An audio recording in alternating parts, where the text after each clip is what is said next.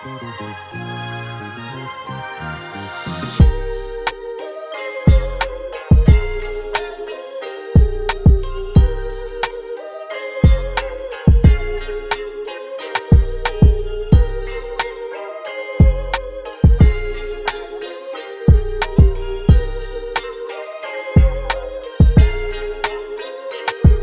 right, Eliott, bring us in. Let's rock and roll.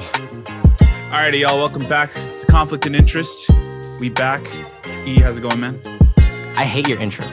I know you hate it, but it's okay. You have to roll it back. It's so generic. I don't know. We're trying to figure out how to do the intro. We did it last week where we had like a conversation and then we just led into the intro just being welcome back to Conflict and Interest. You wanted to bring the intro back. I've been saying you should do it in Spanish. In Spanish? Yeah. You know how many girls would be like, oh my God. Maybe another time. I don't know. We'll see. But anyways, we got a very special guest with us. iMAV3RIQ. How's it going, man? What's going on, man? Oh. Thank you for not doing this one in Spanish. That would have thrown me off. Yeah. I would have been like, ¿qué?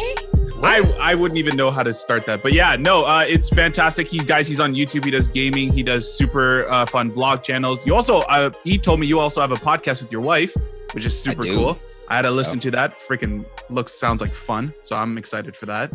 And let me give some backstory. Go for it. Oh, because you know him way more than I do. So Mav, he's a YouTuber. I've been watching him since I was like 16, right? Yeah. And so to give context, how old are you now? 24. Okay. Ooh. Right? Yeah, it's been a minute. It's been a minute, time. Right? And long story short, because we don't have too much time, but full circle comes around. I end up interning for him in his company. Hit it off. We have a great relationship. And shoot my shot. Want to be on the pod? He said, yeah, cool. Right. And it wasn't until like, I think 2 days before, he's like, so what is your pod about? Oh. So I was like, that's all for the strength though of how much you helped us and how much you came in and amazing you were in the internship, man. I appreciate that. But yeah. You introduce yourself. You know more about yourself than we knew. Man, ooh. Okay. So in our coaching program, when we have new students come on, I'll ask them 2 questions. And the first one, I even give the disclaimer. I'm like, yo, just tell me about yourself. Because I tell them I hate when people ask me this question, but I love asking it to people because it's so lazy. Like, what do you say? What I don't know what's relevant. I'm better at answering questions. I think only thing that might be relevant to what you guys said is I got an amazing wife right there.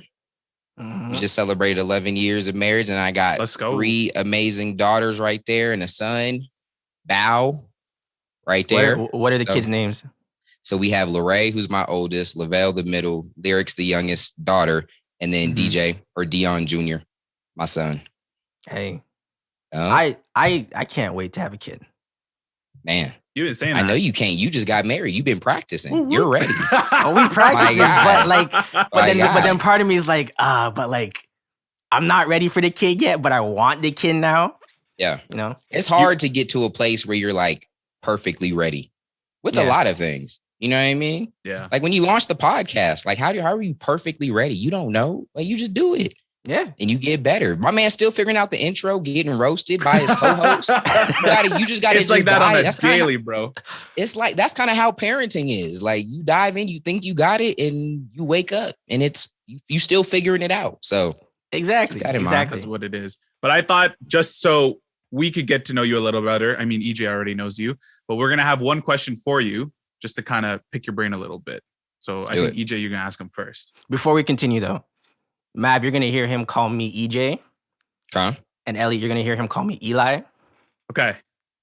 Oh, that's right. Are you used to calling him Eli? I know. I've never. So you told me, EJ, you like to be called Elijah. That's when I turn like. Oh, I didn't even ask permission. I just started calling It is what it is. It doesn't offend me. I'm cool with it. But when I turn like 19, I just stopped introducing myself as EJ because I was like, that feels kind of like, you know. Yeah. So everyone that knows me personally, like from before, know me as EJ. But then everyone in your past life. Yeah. What do you got? What beef you got with Eli? So you make everyone finish it out? They gotta say Elijah? No. I say Elijah. It just turns into Eli. Yeah. Okay. because it makes sense. But Right. Okay. All right. but yeah, Glad we got that out of the way. Yes. All right, EJ, what's your first question? Or your first one question. This is the icebreaker. Okay. When we started our podcast, we had a bet. Okay. The loser of the bet had to do a punishment challenge. Nice. The question was, do you prefer a Big Mac or a Whopper? This is the real hard-hitting questions right here. Actually, it's not. I'm gonna go Whopper decisively. But hold up, hear me out. Hold up. If you would have thrown in like a double quarter pounder though, with mac sauce and bacon, then I would have went over to the dark side with McDonald's. But because you locked me in this box of a Big Mac, I'm going Whopper. Dang. That's the right answer, in my Ellie, opinion. you be eating Big Macs? I be eating Big Macs, man. I lost that bro. bet. He Nah, lost too. Little too oniony, kind of. Like, fair. I just can't feel it yet. But I'll take the mac sauce. Throw it on Mac a sauce is double blessed quarter on him. pounder. I'm trying to tell you. Have you tried a double quarter pounder with mac sauce? No, I don't think we That's even why you're have. Do we saying have this. double quarter pounders here in Canada? Yes. Do we? I was about to say, y'all need I was to, like, what? I hope so. Yeah, we Yes. I hope so. Okay, All right, try well, that out. And then we'll hit try me it. up. Double quarter pounder with the mac sauce. I bet. All right, sounds Oh. good. But Okay. I won that bet, so I'm happy regardless. The people were with me. So that's I mean, go. all the people are wrong, but it's cool. Okay, my So question. wait, what challenge did you do for that? What was the So punishment? he did a taste testing challenge where he was blindfolded and I gave him items 1 through 12 or 1 through 10? Yeah. So he just picked at random. If he got 7 of them right, he didn't have to try the other 3.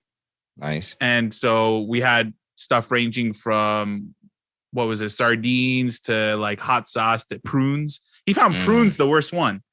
Prunes are like the best one. I'm a chef though, so like I Whoa. knew what most of them were. Okay, go ahead. You can't That's get me. fair. That's Chef fair. EJ. Yeah, exactly. Okay. One of the first videos that E showed me of your channel was the Shroman challenge. Oof. And I was like, bruh, how on earth? First of all, whose idea was that? And how did you actually do it? Like, he's trying to convince me to do it, and I'm not buying it at all. So how was that? Man, that was horrible. I don't know whose idea it was. It might have been mine. You know what I mean? When you get on YouTube, it does some weird stuff to your brain, man. You know what I mean? Yeah. And at certain times, you'll try some stuff out there. And so it might have been a recommended, I don't know, but I signed off on it and it was horrible. Here's what's fluffed up is we did that like late night. We were about to go to some event. I can't remember. All of us were going. And so we stayed up. We probably did that at like midnight, whatever. So we were gone for maybe a week, some days or a week. We came back. The office still smelled like it. Oh my Oh gosh. my gosh. Like it is that bad. And so I don't know what country it's from, but they just be eating that like it's a thing. So that's wild to know that people out there exist. That's what I mean. They eat that like casually. Yes. That's not a. So you still want to do this, EJ? You still want to eat? I keep Shroman? saying that we should use it as a punishment challenge. Because to me, that's a punishment. That's a big punishment. But he's scared. Big I am one. very scared.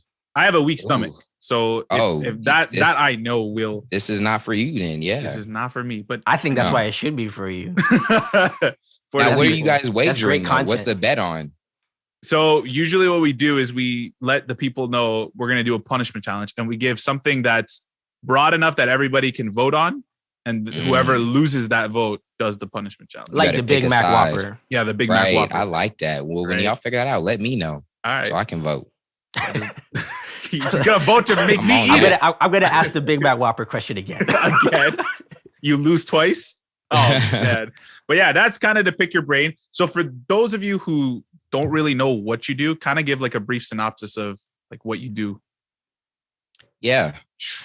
What kind of channel is it? Yeah. Man. So my name on social media is Dion Does, really because I be doing a lot, man. And I have this bad habit of, I don't like how people will sometimes try to like box you in and say that you do that. And that's actually how it started. So I started doing a YouTube channel and it was all Madden. It was actually called Madden Mastermind. And that was the deal. Just boom, boom, boom. Just like humans in general, I kind of got sick of that. You know what I mean? I loved Madden, but it was like a leech. You know what I mean? And I was like, I gotta do some other stuff. And every time I tried, people were like, just stick to Madden. And it was frustrating, man, because you post something else, people kind of care, but not as much as they did Madden. And so that was actually a big point for me to actually stick to something and build an audience and, get to a place where people cared about things outside of Madden. Yeah. And I've kind of took that and ran with it. And so in short, if you ask me, what do I do? I might actually need to think about it, but I will say here's what I do. I wake up every day and I'm trying to connect with God and I'm saying, hey, what do you have for me in this season? And that's led me to a lot of different things. It started with content creation. You could even argue marketing, sales. Man, there was times when I was younger where I wanted to do music, and props to, with Chef EJ now, we're actually chefing up some music stuff. And I see stuff like that coming back around. And so, depending on what angle you look at, I might be a YouTuber for you. I might be a podcaster. I might be a coach or a mentor. We do a lot, but I will say probably the genesis of it all for us, at least, but the first thing that really blew up for me was the YouTube channel. But for me, I struggle to even say that was the start, because that's when, maybe people like EJ cared, but I was trying a lot that led to that moment, that kind of, I feel like I always say this. Well, I say this because I heard it somewhere. Can't even remember where I heard it. But there's two types of work. You got the work that you do on a thing, and sometimes that work doesn't work out. And we tend to think that we failed or it was an L, but that work was always doing work on you as well. And so I had we have a weekly Bible study called the Truth Project, and they make fun of me because I had a coupon site called Bada Blam that I thought was going to be the next biggest hit. Like Groupon had kind of just dropped, but this was doper, and it was called Bada Blam. And you were going to get deals and they're going to be so good. You just said Bada Blam. And like, I was going to make it its own word, kind of like Google. And I was like, for sure, this was going to be the thing. That it didn't work. It never even really officially launched. But I learned so many things, right? I learned web development, and I learned sales. I was actually going to restaurants and trying to get them to buy into this. And so before I got on YouTube, I was doing marketing for local small businesses. I'm not doing that now, but all of these skills have kind of led to everything that I'm doing. So, yeah. And you asked me this next year, I could be, God could have moved us in a little bit of a different direction. So I'm complicated, Eliott. I know you just wanted a simple YouTuber answer, but that's just how I wake up and I think about it, No, it's all good. Yeah. Yeah, I love that. And I mean, for this episode, we wanted to kind of pick your brain a little bit on that side of it, because I know for EJ and myself, we're trying to make this podcast a thing. We're trying to make it like our business, our brand. And so we wanted to, as somebody who has succeeded in that, we wanted to kind of just, again, get to know what the mindset was behind certain situations. So one of the biggest things for me, I wanted to know is like, what was like what were your feelings like on those like low points of not seeing interaction, not seeing like progress?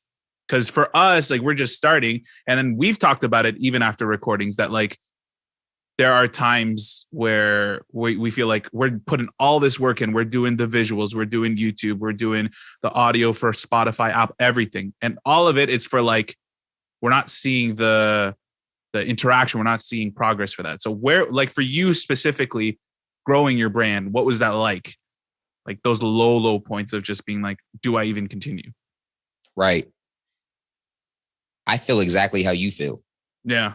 You know what I mean? That's exactly how it felt. And I think what's important so I'm kind of going back, and I'm going to coach my younger self back then. It's important to remember that that's how the game works. Like, that's how anything works when you first get started. Anyone that's been to the gym, right? There's a sense of input lag. If anyone's a gamer, I use a lot of video game references because I actually believe I think God is the best game designer ever. And so I look at life like a game, and And sometimes if you got bad Wi-Fi, actually, my man, I don't hate to expose him, but Elliott's Wi-Fi was tripping when we first got on. Absolutely. It's not the first time. It's happened multiple.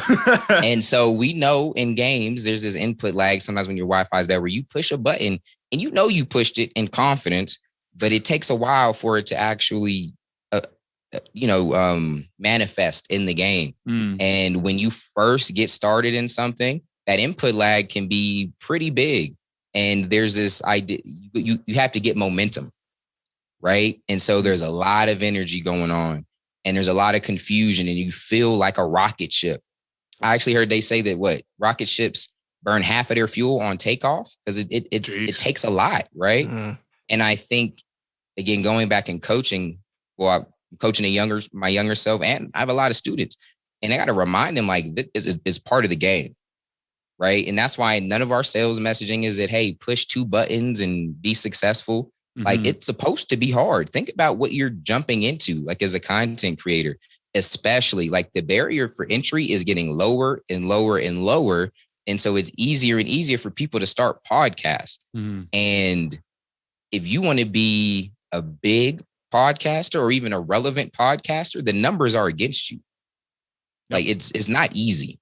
And so understanding that, know what goes into it and stick with it. When you first plant a seed, right, and you're watering it, you don't see anything for a while. There's a huge input lag, but you got to trust that work that you're doing is going to pop up. I don't know that you kind of asked this, but I kind of inspired myself. I hope you don't mind me saying this. Yeah, no. I also think it's important to notice, and this is why I'm so big in coaching and finding a mentor, finding someone that knows what you're doing, is because when you're starting out, you're probably just busy and you're not effective at all. Like, you're doing a lot, but you're not doing any of the right things. And because we don't know better, we just think, I don't want to go on too many rants. If I get too ranty, y'all stop me, right? I warned you, Eliott, about the rants. Me before the recording. I will go. Man, EJ will ask me a simple question.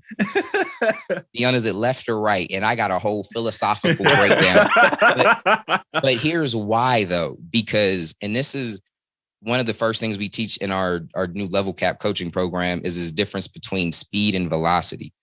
When you first get started in something, right, you just think, I got to go fast. Now, the difference between speed and velocity is an actual direction. I had to relearn this. I forgot this in school, right? But so I can be going 60 miles per hour, and that's the speed. But when I have a velocity, I have a point A and a point B, a direction I'm supposed to go. And so if you guys, let's say, for example, one of your targets is to grow your podcast, is it better to be going 100 miles per hour the wrong way, or even to be going 2 miles per hour in the right way? And this is what people don't get. And this is why, if you go check our channel now, you have to go check it quick, because we're actually in the process of changing this. But a lot of our branding and our channel art is old and it's not even updated. And this is on purpose, because when I launched our coaching years ago, that's all everybody cared about. Like, people that were just starting their YouTube channel, they wanted it to look pretty. And they wanted it to look good more than they even wanted to be good.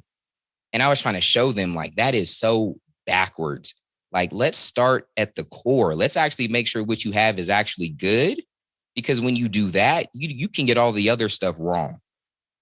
Right. And it's more about positioning yourself in the right way, in the right space. And then you go with the grain versus against the grain. And so since then, we launched a whole different channel, or 2 channels since then, didn't even touch the art on it, just to show them that it's like, at the end of the day, right, when EJ first found us, the reason he's been watching us for 8 years wasn't because he was like, man, that intro stinger just has me hooked. Like, from the first time I saw it, I just knew I had to put in 8 years.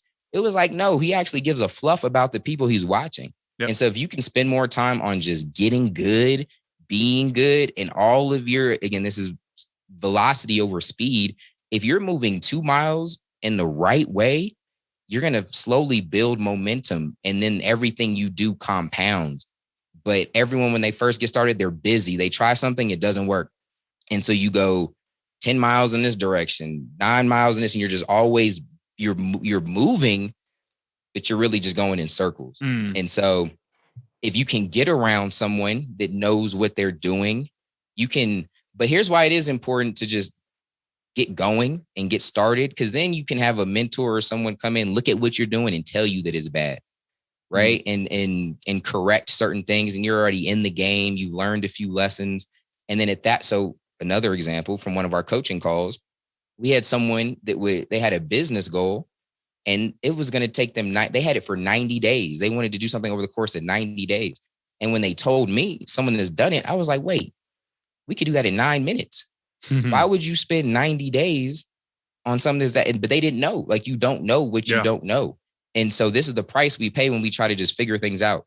And we try a bunch of things. We're busy, similar to a farmer that might plant the seed and they sit there and they dance around it and they're doing push-ups around it and they're sweating. They might even look at it and stare at it, but it's like, did you water it? Nah, I ain't water it. Well, no wonder it didn't grow. And that's what I find and because of that, actually growing and progressing and standing out from the crowd isn't that hard when you look at it that way, because 99% of people are just busy. That kind of leads me to a question. I love it. Especially today, I think a lot of people have the same kind of content. Yeah. Like with social media being so oversaturated with everybody doing something, it seems like everybody's doing the same thing, but it's just this person has these people watching him do that thing. These people have these people watching them do that thing, but it's the same thing, right? Yeah. So standing out, how do you, like, if you don't have a mentor, how is one to know if they have something that's worth investing in business-wise? That's good. That's good. So if you ask me, I think the only thing worth investing in, like with everything you got, is something that you feel like is from God. And so that's not like the sexy answer. Someone actually just on my text blast, someone who was texting and kind of asked something similar. I told him that is, if you had to ask me, I believe this game called life was created, right? I believe in this 3-dimensional space. Like, for something to exist, it was created. Like, it didn't just pop up. Like, I didn't just wake up and it was like, oh, this shaker bottle. Like, no, someone created this. Okay. And this is like a fractal or just an image of what actually God did. And so as humans, we create things. And so we know there's a creator. But humans, we didn't create ourselves, right? Like, I believe God made us and made us in his image. And so this shaker bottle, even if you don't know that it has a purpose, just for the fact that it exists, we know it has a purpose. You just might not know it. And so as a human, I believe you have a purpose just because you don't know. Now, and what we do as humans is the equivalent of this shaker bottle waking up and saying, you know what? I want to be a baseball bat. Because I was on Instagram and I saw this baseball bat that was hitting home runs. And so it's out there like beating his head against baseballs, and it's breaking down and it's bent and because it wasn't meant to be a bat. And then it wants to hire a coach. And then it's like, I'm depressed. And it goes to therapy, and then it's taking medication because it's not being successful at being a baseball bat. But if it would have went to its creator, now I'm not his creator, Ambrosia Collective is his creator. Shout out to Mike Rashid and all of them. So they created it and they know its intention. They know its purpose to the point. This probably doesn't have like a manual on it, but my iPhone has a manual on it from the creator that it breaks down all of the functions, how it works. They even have a warranty. So if something goes wrong, you can run back to the creator and get all you need, right? If you can get miracles, right? Things that break and die, you go back to the creator, it'll come back fixed. Okay. And sometimes they'll expedite it and rush ship it overnight when you go back to the creator. And so again, people don't like this answer. This is like the real Christian. This isn't popular. But I think people should invest time to get a relationship with God, go to their creator. Okay. Again, the fact that they exist, they were created, and that creator can give them purpose, can open that to them, and they can walk in that. And I truly believe that when you're walking inside God's purpose and things go crazy, things go wrong, you can run back to the Creator for provision, right? Through prayer. And you can see miracles. You can walk on water. You can see the Red Sea open in whatever area you need in your life when you are wrapping your life around God's will. And so that's what I think is the starting place, because that's where miracles can happen. Absolutely. Now here's what you really asked, and I'll kind of continue with that, because remind me, I've been ranting, but you said you want to know, like, how do you know you have something that's valuable, like in the marketplace, right? Hold on, before you continue that. Yeah. I thought it was unlimited. Why is it telling me that I have 9 minutes? So Eliott, technical difficulties again. Lord have mercy. Eliott Camargo thought that he had the Zoom that had the unlimited Zoom. Because it was through my school. That's what I thought it was. Well, they ain't give y'all the Zoom Premium. No, they didn't give me the Zoom Premium. We just restarted, or no? We can. We got in like 5 minutes. I'll restart it. Okay, and then we'll continue from there. All right. So I'll just edit it to like sound cohesive. Yeah, perfect. Where was I at? Was I talking about something, or was you? I was just listening, bro. Right. You were talking about the idea of like value. Value. I followed up with the question. So I guess I did kind of throw it to you, right? Because you were asking about more so how you stand out in the marketplace and all that kind of stuff. Mm-hmm. Is that more of it, right? Is that what I was hearing from you? Yeah, kind of. More so like a niche, because I know like my Instagram is full of different business kind of stuff, right? And it's kind of like what you said, like a lot of them say things like, in 30 days, you can become whatever. And it sounds good, right? But I'm like, but I keep seeing ads where everybody's doing the same thing. So in my head, I'm like, it looks like they're all succeeding. But then I wonder how many of them are actually succeeding, or they're just passing that entry point because it's so easy to get in. Right. So here's what I think. Again, this ain't a popular answer, man. Y'all, people gonna come here, they're gonna be mad. They're like, I thought he was about to give all the cheats, all the easy stuff. Fine. I'm glad if they're mad at someone that's not me. Cool for once. I'm Maybe cool get mad at you. Okay, well, I guess I'm the scapegoat this time. But I would say the reason most stuff is cookie cutter and it feels the same and whatever is because it's vanity and it's not real value. Again, I'm in like hyper coach mode. Y'all got to forgive me. So I'm not trying to like sideways plug. This is how I rant. EJ knows. But I'm in a very coach heavy mindset right now because we're doing a lot of coaching calls. But a concept we teach in there too is value over vanity. And here's the thing. If you want the most gangster breakdown on vanity and just how meaningless certain things can be in life, go read Ecclesiastes in the Bible. It's 12 chapters. That thing, Solomon will have you tripping on all of your goals, hopes, dreams, all of that. But I think it's important to understand a lot of life, it is meaningless in the sense of like, so that word meaningless in the Bible with the Hebrew translation of it is like vapor or smoke, where it's there. It looks cool. Kind of like EJ is saying, like, yeah, I see the ads. It's there. But when I actually go to try to grab it, there's really nothing there. It's a copycat. And I think the reason for that is because people are so quick to try to get to the marketplace. They're like, ooh, he's doing that. I want to copy. That looks cool. And they don't realize they're copying a copy of a copy. Okay. Instead of taking the time. And again, this is why it isn't sexy, because to stand out, it takes time. Mm-hmm. Let's just use an example of like the gym. All right. If all of us went to the gym and we took our shirts off, there would be people that stand out and for good ways and people that stood out for bad ways. But we know for both of those on each side of the extremes, both of those took time and an investment. True. That's very true. Yeah. Yes. And so when you want to stand out, I think the first thing to realize is it's not overnight. Like certain things you don't want to be overnight. Mm-hmm.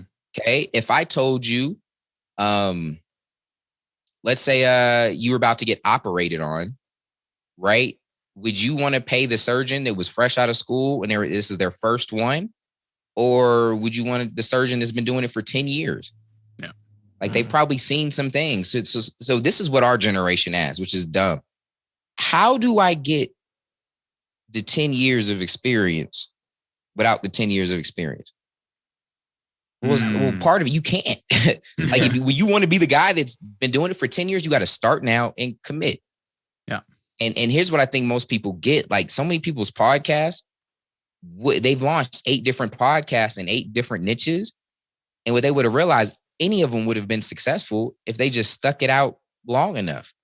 Something I like to do is you go look at like a YouTuber you might respect or appreciate, go to their videos and then filter like backwards in time and go look at the oldest. And sometimes you just got to get in the game and you got to stick with it. And something what they were trying kind of wasn't working. And then they were active, they were in the game. Okay. And then they found some and they nurtured it and they stuck with it and that thing growed. It was that seed. If you heard Eliott's podcast on the first episode compared to like our new stuff, oh my God. Is there growth? Is there okay? Oh yeah, absolutely.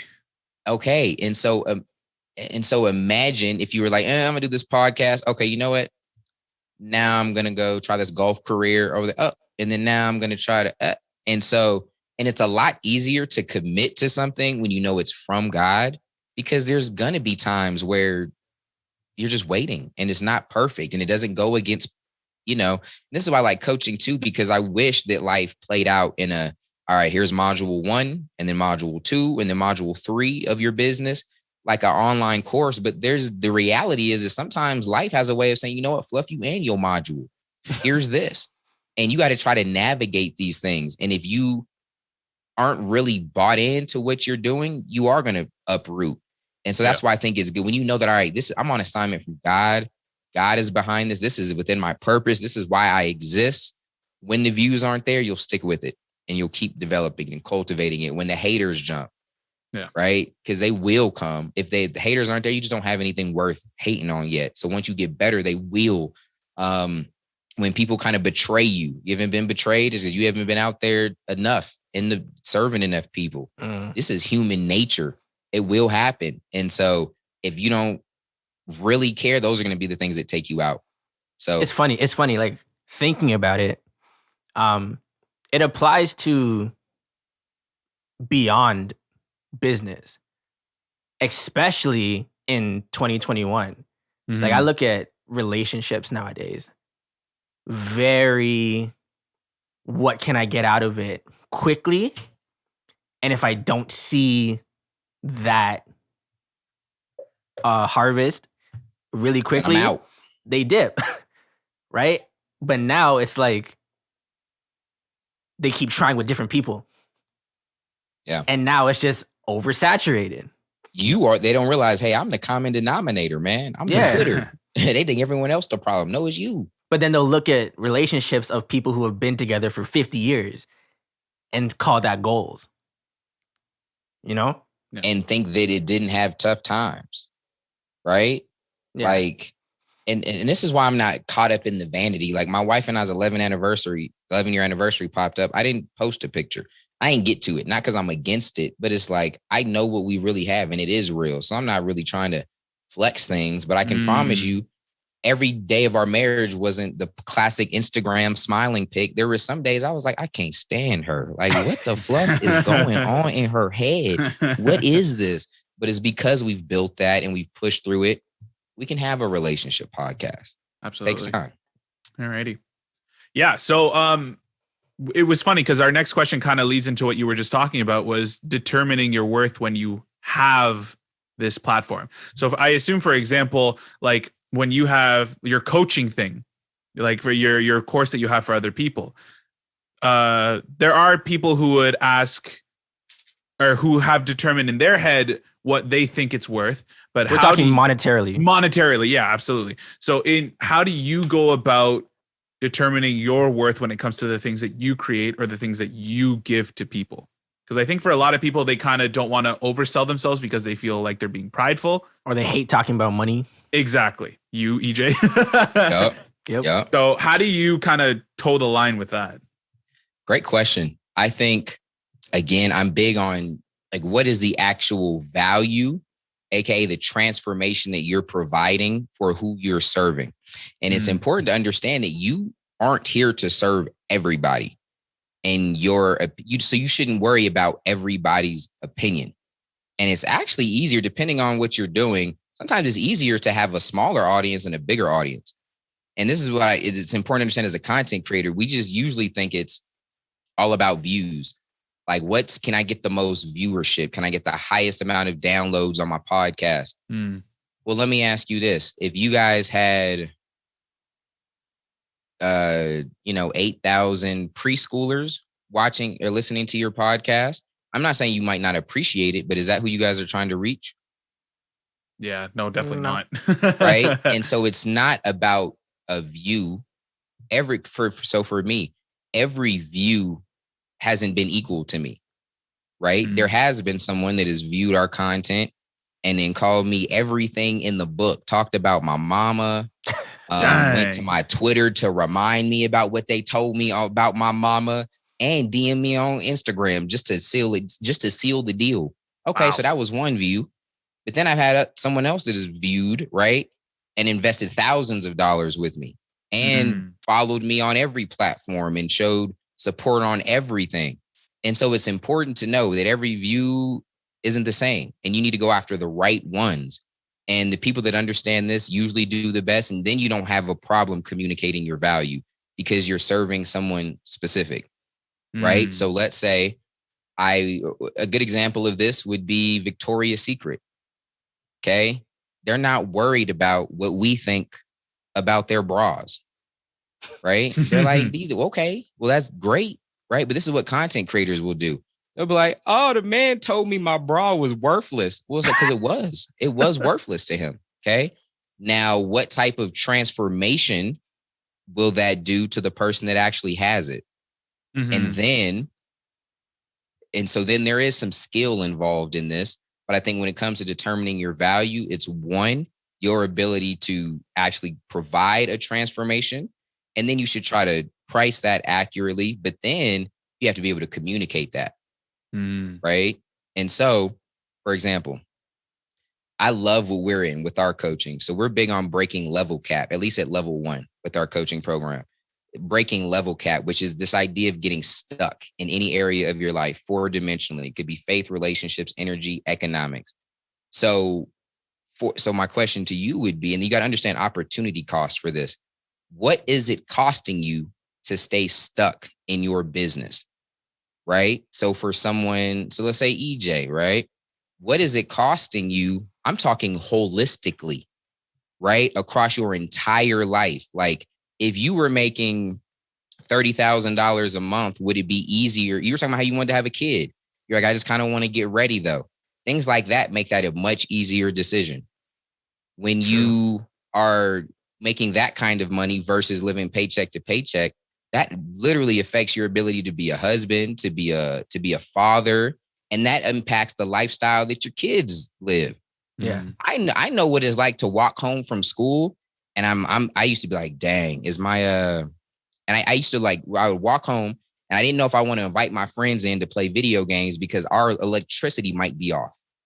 So what I would do to test it is I would go to the garage panel, put in the code. If that thing didn't come up, I'm like, hey, you know what? Let me holler at you a little bit later. I'm going to go handle something inside. And when they walked out of the view, I walked through the back, had to pop the window and go in because we just didn't have money sometimes, right?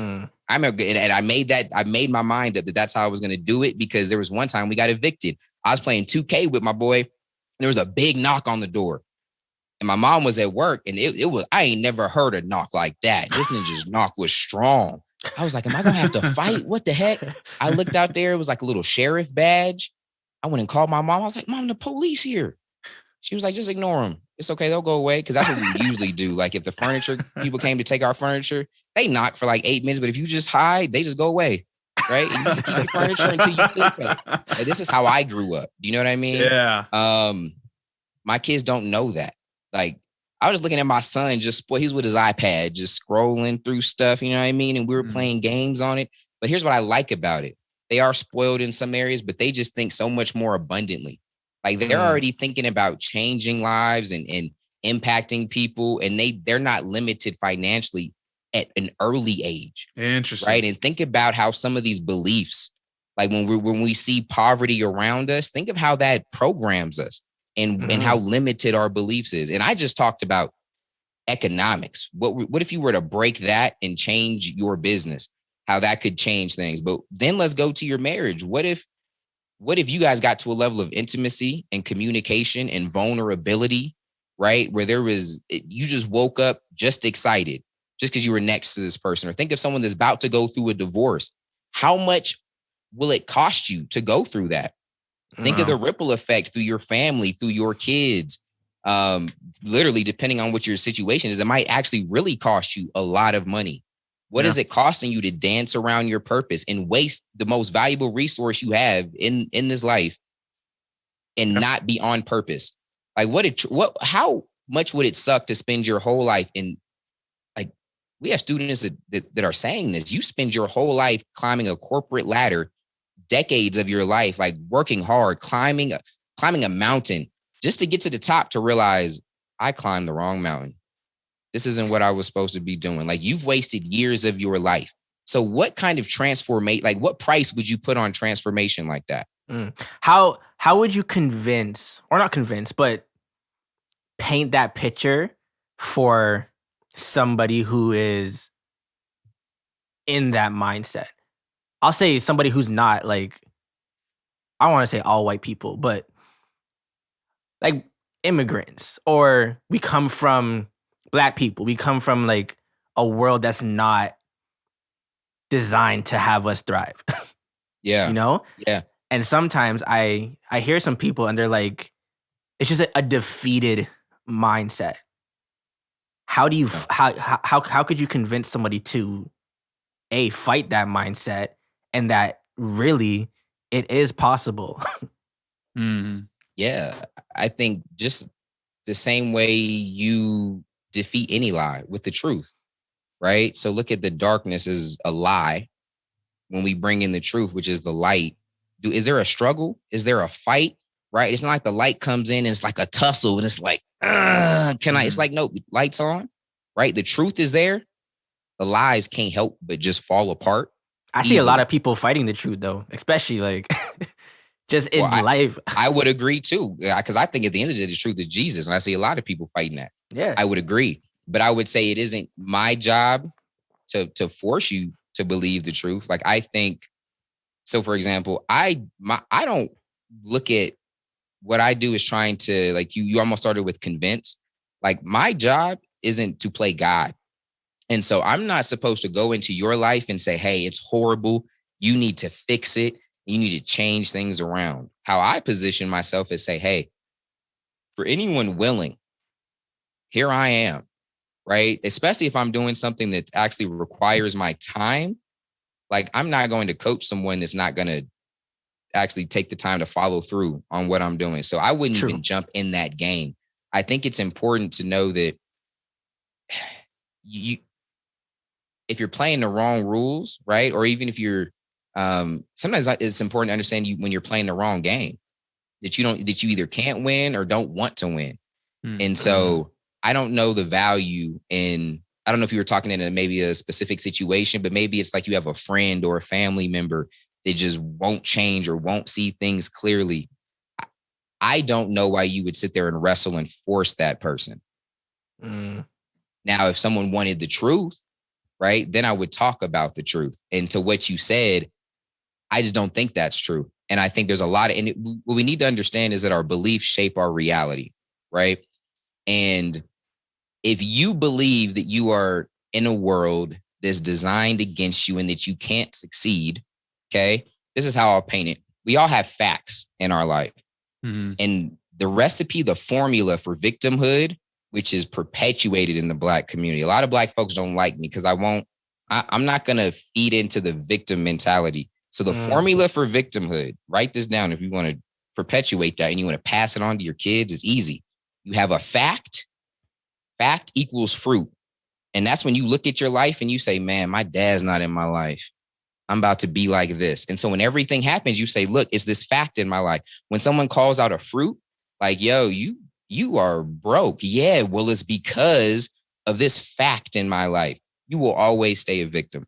And I have seen Black people break out, and you brought up Black people. So this is, or immigrants or whatever. I've seen anyone, I told you my story. And the last time I checked, I haven't had a day where I didn't wake up black.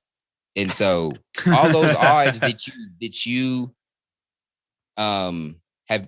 presented, I do not think that there aren't any facts. Like when we zoom in, I do believe there can be a fact, right? That it may not be favorable. And in some situations, I do believe, not as many as most people try to push. We'll see how far you want to get into that. But I do believe there are go facts. as far as you want to go. Yeah, that's right. I do believe there are facts where in life it might be a disadvantage to be black, right? I do believe most of them by the black community are exaggerated. And again, it's just victimhood. It's like, oh, yep, this happened. And so this is the fruit.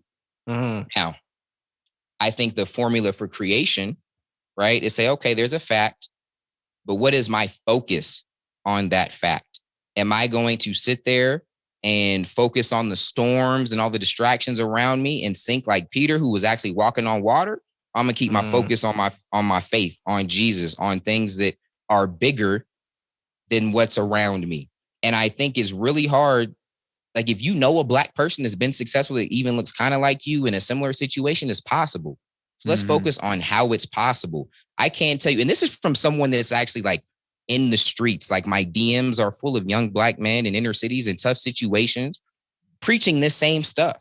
Okay. And all these facts, I'm like, okay, so wait, what are you doing about it? Like you sit here and you're mad about being broke and you're on Instagram all day. You sent me your screen time and it's horrendous. You were on Twitch for 6 hours yesterday. You could have spent that time building a skill that you could use to serve someone around you, your community, that would change your financial situation. Yeah. Somebody like, oh, I'm broke, man. I can't afford your coaching. Okay, well, let's talk about it. Why are you broke? My job doesn't pay much. Okay, so it's your job's fault. Okay, so that's a fact. Well, at one point, I was making as much as a year in a year that I've made in a day. So I know what it's like to be broke. And then this goes back. Are you guys familiar with the parable of the talents? Yes. Right? It's about multiplication, right? What did you get? You might have one. Let's turn it to 2 and then turn the 2 to 4. Turn the 4 to 8. Let's get the momentum. Remember, we talked velocity. Let's go in the right direction. So yes, it might be a fact that you were dealt 2 and someone else was dealt 5. And you could be sitting there complaining like, I have less, and you stay in victimhood. But there's examples from these hoods. There's examples from these inner cities. It's not a myth. It's not something that we're just trying to create. We've seen people dealt a small hand, know how to work it. They flipped it. And it's not difficult. And when I actually start to explain it, these same people, they don't really have evidence for why these facts are still holding them down. Yeah. I've seen black men put on shirts that say, man, I hope I don't get shot today. And they live down the street from me. I'm like, hold up. You're in a nice neighborhood. You haven't had, how many violent interactions have you had with cops? None. I can't think of none. Hold up. How many have you had? A lot. How many of them have been good, or how many have been your fault? Dang. Yeah. Okay. And so hold up. Are you really afraid that you're going to get out and get shot? No, I'm really not. Why are you doing it? Because we're busy. We're I like not that. thinking. We're I like just that. reacting. Yeah. I like that because it I think a lot of people today jump on whatever the bandwagon is or the hype train. Yeah. And like we had I'm not going to get too into it because Priya's not here, but we had a whole conversation about feminism. And a lot of just these everybody has to have a movement. Right. And kind of to what you're saying, like with the facts, if we look at all these movements, whether it be feminism or Black Lives Matter or whatever it is, there's a lot of holes in most of them. Yep. Yeah. And I think you said it really well about not having that victim mentality. Right. I think it's important. And I also think that a lot of people don't realize that that's what they're doing. Yeah. Right. It's idolatry because we do have this pot in our heart that's designed for worship, right? Yeah. That's designed to go to our creator. but sometimes we don't like the rules of that. Mhm. We don't like all that comes with it, right? Yeah. Because if I really, really commit to God, dang, I got to stop going to that website at night. Yeah. Or if I really, really get right with God, I got to stop talking to my coworkers like this, right? I actually have to change. You know what I mean? But when I can make feminism my God and I can worship that and I can spend this, it's almost like we just like want to, and this is, go read your Bible. This is example over and over and over, right? Started in the garden. We had an idea. We could have just trusted God and his wisdom. We're like, you know what? Let's define it for ourselves. Let's do what's comfortable for me instead of just trusting in what God has, which is why I gave that advice at the beginning. I think that's where we should start because that keeps us out of trouble. And I don't mean to, you know what I mean? I talked about victimhood. And the reason I'm so passionate about it is because I've done it, and I'll find ways where I'll to this day, I'll find areas of my life where I try to do that. And I try to play that card. Right. And like you said, I think it's very, very dangerous, but it's convenient and it's safe. And there's never been a better time in human history to be a woman or Black. Absolutely. Yeah. So yeah, I agree with that. I 100% agree. One thing that actually, like, it was when we found out that you were coming on, it was interesting because we were like, this is, as much as it is an opportunity for us to learn and get some advice from you, but it's also, I think, for our listeners as well. Because I think it's cool to see how you said it's like a smaller group of people who are actually invested in it is way more valuable than a bunch of people that are just there as numbers. They're not really people that are listening. Right. So I found one of the things that we were talking about, it's like, we want to create more of like a family dynamic with people. Cause like, we want to interact with the people that are riding with us, who are listening to our content daily.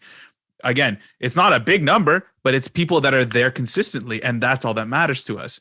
So for us, we wanted to ask you, like, what is some advice you would have for us specifically for our podcast?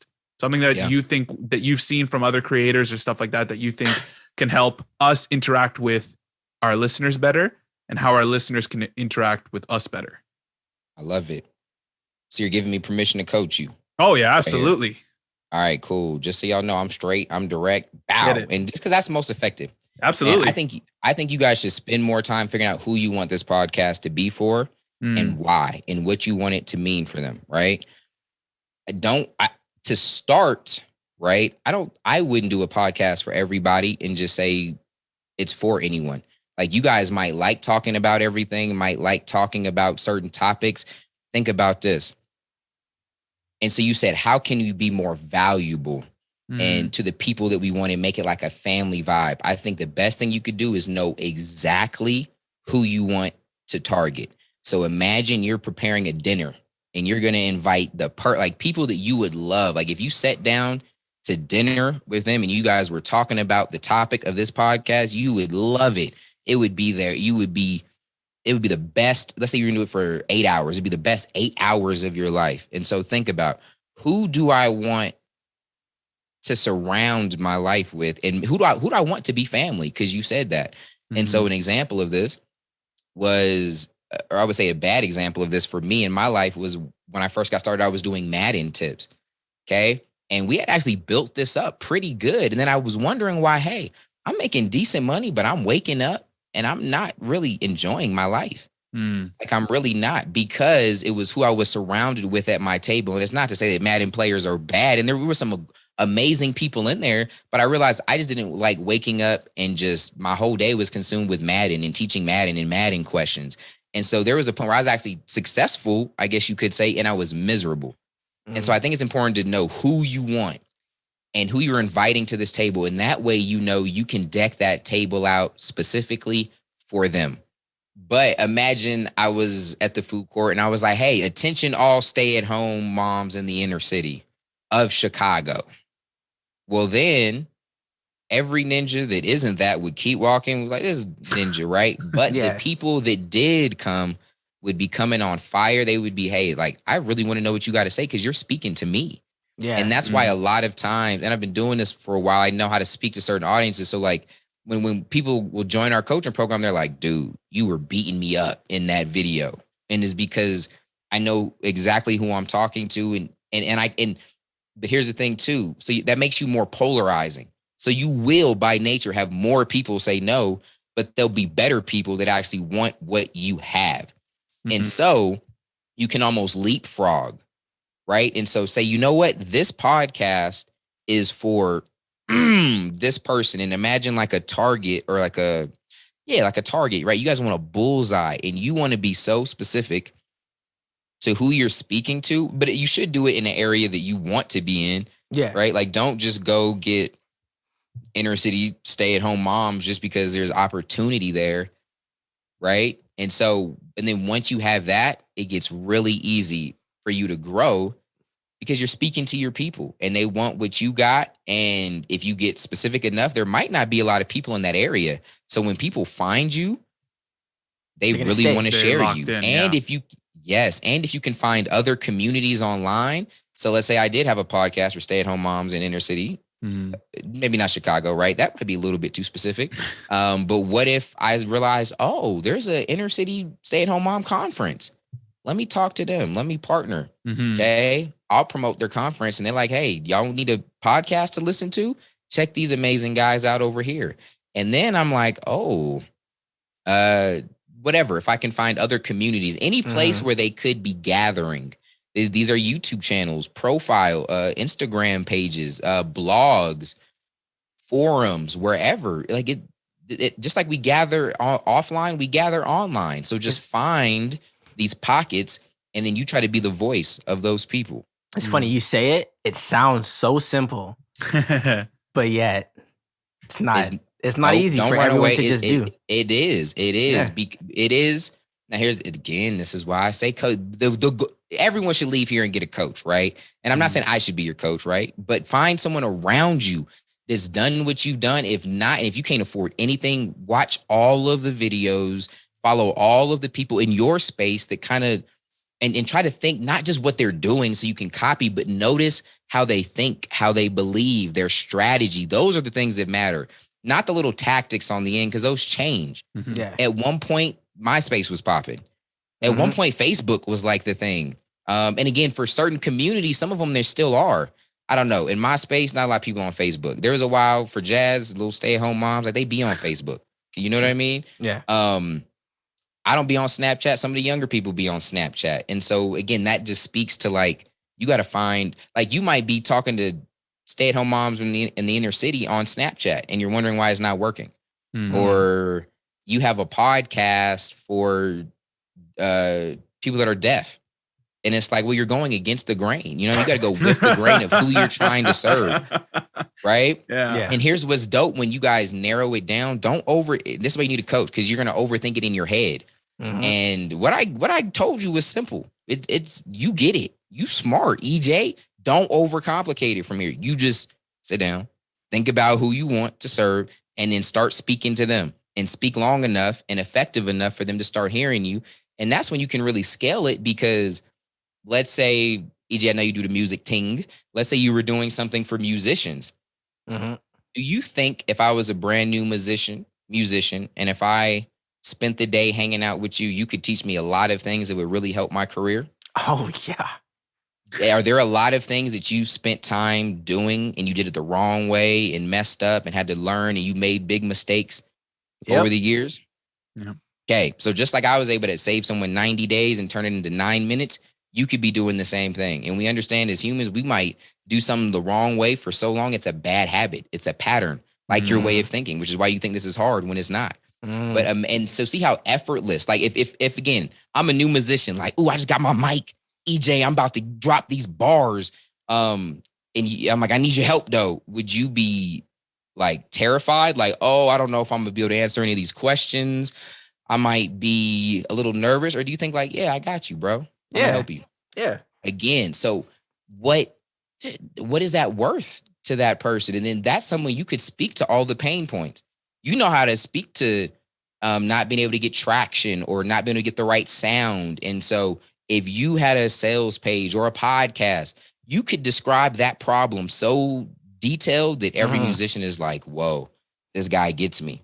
He gets me. I need what he's got. I need what he's got. And that's the beauty of being general, or not being general, but being a specialist. Just like doctors, who gets paid more, the general practitioner or the brain surgeon? It's true. Right. And is it the new brain surgeon or the brain surgeon that stuck with it for so long, saw all the problems, saved all the lives? Who are they calling in for the big jobs and the big pay? Yep. It's the person that stuck with it. So that's someone I follow, his name is Alex Hormozy. He has something he calls niche slapping. So like if you're too broad, it's like a niche slap and you got to go smaller to just focus. And then once you focus, and this is what people don't get, as a content creator, a podcaster, when you go smaller, sometimes you can actually go bigger because you're not the general guy. You actually stand out and people actually care and will want to be a part of your family. Does that make sense? Yeah.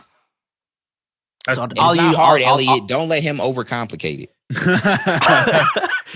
So everyone listening who is making content or thinking about it or just thinking about business, take the notes. I get combos with Mav like this all the time. I'm always getting slapped up, but I like the truth. So yeah, absolutely. I mean, I've only met Mav today, and I'm already way more enlightened than I was before. So yeah, I feel like a lot of people are gonna hear you, Mav, and then be like, it makes sense why EJ talks and thinks the way he does. Yeah, it really does. There we go. I like that. It started at 16 though. It's funny. I've only known you for what, 2 years now? But it started at 16 because you had that targeted, and I was just one of them people. Yeah. And I was consistent. Yep. Yeah. And that's valuable to you, right? Like, and so that's why when you're asking me these questions, I'm not like trying to pull them out my behind because I just rushed to doing it like I've been doing it. When we first launched our coaching, it wasn't because I was like, I'm guessing. It was like, no, do this. Yeah. Like, ask questions. If we had more time, you know what I mean? There's not too many questions you guys would have that I wouldn't have something to say on it. And so that's what I think people need to realize. If you're in a space long enough, focused enough, and it's really not even that hard to get better because no one's being intentional. They're just trying to be speedy, not thinking velocity. Yeah. It's like if you, as you go through problems in podcasting, zoom in on that problem, fix it. You learn the lesson, you grow. Fix the problem, learn the lesson, grow. In your music, same thing. And over time, you look back like, hey, I'm kind of gangster. Yep. I'm kind of gangster with it. There you go. But anyways, we're going to wrap this up with something nice with question of the week. Question of the week. Question of the week. So it's a zombie apocalypse. Okay. And obviously we would all take our families. But for the sake of the fun of the question, if you had to pick 3 celebrities to be your zombie apocalypse teammates, who would they be and why? Ooh. I'm gonna go. Is there a definition you guys have for celebrity? That's what I was gonna ask. Can it be like sports celebrities, like, or is it like actors or musicians? No, any kind of celebrity. Okay, all right. I'd say I'd say at least B-list. Right. Like you got to know who Somewhat they are. Pretty well-known celebrities. All right. So I'm thinking survival is key here, right? So I'm gonna need someone with some stuff that could keep us alive. I'm gonna go like The Rock. Has to be a good pick. Yeah, just because in all of those movies, he has to actually really know how to shoot. And then if it get like, what if we run out of ammo? Yeah. It gets up close and personal. He might need to grab a stop sign and just pow. And so and he's a shield too. He's pretty big. Yes. Like if it come to it, all right, I'm hiding behind the rock. And then I'm gone. So The Rock makes sense. After that, I was gonna go with a pastor with my first vote, but I was like, hold up. And one went in there. But then my mind was like, hold on. TD Jakes. I need a little bit. Yeah. So someone like TD Jakes, Stephen Furtick, Michael Todd. I might even throw Michael Todd in there. I'm really inspired by his faith. And that man has crazy faith. You guys doing a series on it. And so he would have the faith for us to get out of that crazy situation. So I'm going to have The Rock, Michael Todd. Man, I will say this. I'm not really good at like names. So my wife will watch movies and she'll be like, oh yeah, Matthew McConaughey's in it or whatever. I'm like, oh, okay. I don't know. I'm thinking of a different dude. Like I'll be picturing Adam Sandler. And when he pops up, I'm like, wait, who is this? But so I don't want to get any names wrong. I would feel like we would need someone that's funny just for, to keep us going. So I'm going to go Kevin Hart. I like him. Like he'd be good energy. He'd be real. And Kevin Hart with The Rock too. Yeah. Oh, They got duo. that's right. They got a chemistry. That's a good boost. combo. That's a good combo. Yes, That's good. Yes. So The Rock. You get Kevin bonus Hart, points for that. That's like yeah. Michael Todd. Yeah. Yep. Synergy. I didn't So even yeah, I'll think take of that. Well done. All right. all right, Camargo. I gotta do this quick before the Zoom thing shuts. I would choose. He mentioned survival, so I was gonna think like someone like Bear Grylls or someone like that. Who knows like survival Who is stuff that? outside. He's like He's a an survival guy? outdoor wilderness like survival he guy. he like drinks his pee and that Oh kind of yeah, stuff. you need one of them. he would Yup. just know. I would Oh, he take. looked like he drink pee. Respectfully, like in a gangster way. You know what I mean? I Like, mean, he there's does. probably He there's- owns it too. There's probably like a bad version of drinking pee. No, I mean like the good version. Yeah, Like, he yeah, looks yeah. like that. It's that pure Okay. pee. That's what it is. Yeah. I think I would choose. Oh, I choose like Dave Bautista. He's the other big celebrity. So I'd choose Yeah, is him. he a wrestler? Or used to be the Yeah, wrestler? and he's- Yeah. Yeah. And then I choose probably like a UFC fighter or something like that, or a boxer. Yeah, Bring, like- someone with hands. Yeah, I get Yeah. Canelo Alvarez. There, those are my three right there. Yeah. I That's a would good pick. What's that UFC fighter? Eliott, the new African. He's lanky. Francis Francis Ngannou. Ngannou. Francis Ngannou. Yeah, That's Yeah. a good Right? one. I pick, and I want him to be African because survival. I just feel like they survive better. Okay. Right. And then I'd pick Tom Cruise That's a good one. because he does all his stunts. Yeah. So he knows he knows survival. And if it gets bleak, if it looks impossible, Yeah. you got him. Yeah. And then, geez, my third one. I need somebody big. Trying to think of like basketball players or something, but they're like lanky big. They're not big. If he Right. was alive still, I'd pick Michael Clark Duncan. That's pretty good. But he's not, so I kind of like the Rock answer. Oh yeah, that's the I Green kind of Mile like guy. I kind of like the Green Rock. Mile guy. Yeah. Rock, yeah. You That'd be The my Rock? pick. Yeah. Just consistent on all fronts for that. Yeah. Yeah.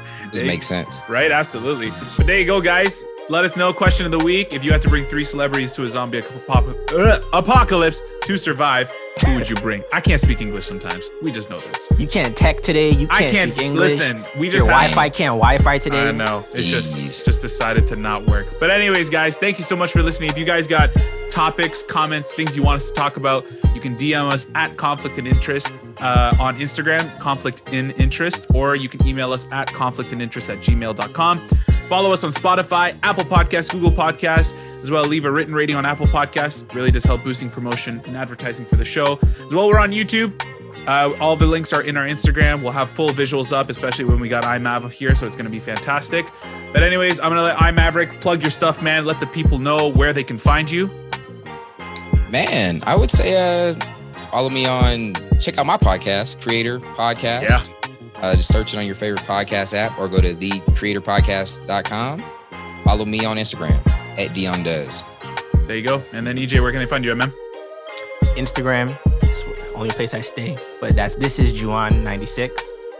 And yeah. There we go. Fantastic. But Maverick, thank you so much, man, for coming on. I really do appreciate it.